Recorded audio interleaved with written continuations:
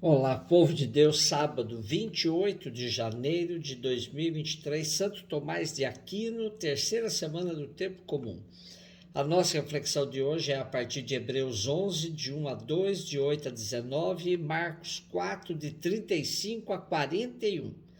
Irmãos, a fé é um modo de já possuir o que ainda se espera, a convicção acerca de realidades que não se veem. Foi a fé que valeu aos antepassados um bom testemunho. Foi pela fé que Abraão obedeceu à ordem de partir para uma terra que devia receber como herança e partiu, sem saber para onde ia. Foi pela fé que ele residiu como estrangeiro na terra prometida, morando em tendas com Isaque e Jacó, os co-herdeiros da mesma promessa.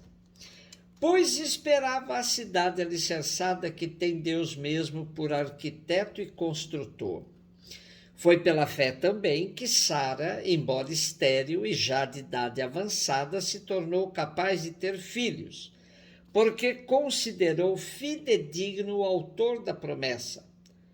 É por isso também que de um só homem, já marcado pela morte, nasceu a multidão comparável às estrelas do céu e inumerável como a areia das praias do mar.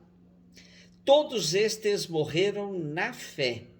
Não receberam a realização da promessa, mas a puderam ver e saudar de longe, e se declararam estrangeiros e migrantes nesta terra. Os que falam assim demonstram que estão buscando uma pátria, e se lembrassem daquela que deixaram, até teriam tempo de voltar para lá. Mas agora eles desejam uma pátria melhor, isto é, a pátria celeste. Por isto, Deus não se envergonha deles, ao ser chamado o seu Deus, pois preparou mesmo uma cidade para eles. Foi pela fé que Abraão, posto à prova, ofereceu Isaque, ele, o depositário da promessa, sacrificava o seu filho único, do qual havia sido dito em Isaque que uma descendência levará o teu nome. Ele estava convencido de que Deus tem poder até de ressuscitar os mortos, e assim recuperou o filho, o que é também um símbolo. O capítulo 11 da carta aos Hebreus começa com uma definição de fé, o que é raro em textos bíblicos. A fé é o modo de já possuir o que ainda se espera, a convicção acerca de realidades que não se veem. E para não ficar apenas na definição teórica, o autor de Hebreus faz uma lista de grandes personagens. À maneira sapiencial, apresenta uma galeria de campeões da fé que viveram no Primeiro Testamento, apresentando-os aos seus leitores cristãos como incentivo para que sigam os seus passos e perseverem na vivência da fé. Abraão é o crente por excelência. No começo da sua caminhada, a fé foi-lhe necessária para obedecer à chamada de Deus e deixar sua terra rumo a outra, longínqua e desconhecida. A fé e a esperança acompanharam-no ao longo da vida errante e precária pelo deserto. Animado pela esperança, Abraão enfrentava decididamente o cansaço de uma vida nômada, esperando com absoluta certeza Jerusalém celeste. A sua fé revelou-se de maneira exemplar no sacrifício de Abraão, o filho da promessa. Deus parecia contradizer-se e retirar ao patriarca aquele que era seu dom e garantia dos bens futuros prometidos. A fé de Abraão leva-o a oferecer a Deus o sacrifício de uma obediência heróica, que a noite escura da fé não enfraquece. Por isso Deus o recompensa, restituindo-lhe o filho que estava disposto a sacrificar e fazendo dele profecia da futura economia da salvação.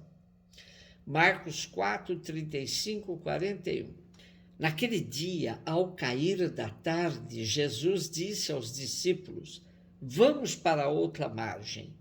Eles despediram a multidão e levaram Jesus consigo, assim como estava na barca.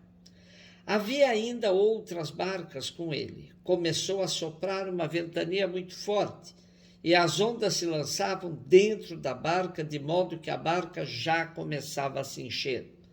Jesus estava na parte de trás, dormindo sobre um travesseiro. Os discípulos o acordaram e disseram: Mestre, estamos perecendo, e tu não te importas? Ele se levantou e ordenou ao vento e ao mar: Silêncio, cala-te. O vento cessou e houve uma grande calmaria. Então Jesus perguntou aos discípulos: Por que sois tão medrosos? Ainda não tendes fé? Eles sentiram grande medo e diziam uns aos outros: Quem é este a quem até o vento e o mar obedecem? Vamos para a outra margem. Essa ordem de Jesus nos tira da zona de conforto, assim como desinstalou os discípulos para que fossem atrás do reino anteriormente anunciado por Jesus. Acontece que a travessia não é nada fácil, exige coragem e determinação para enfrentar as intempéries dos ventos contrários. Frente à situação adversa, a sensação de abandono toma conta dos discípulos. Reclamam de Jesus, que parece não se importar com o momento de incertezas e desconfianças pelo qual estão passando. Tu não te importas? Há um imenso contraste entre a serenidade de Jesus, que dorme, e a ansiedade dos discípulos, que lutam bravamente contra as ondas e o vento. Parecem inverter-se os papéis. Jesus confia nos marinheiros e estes, angustiados, não revelam confiança em Jesus.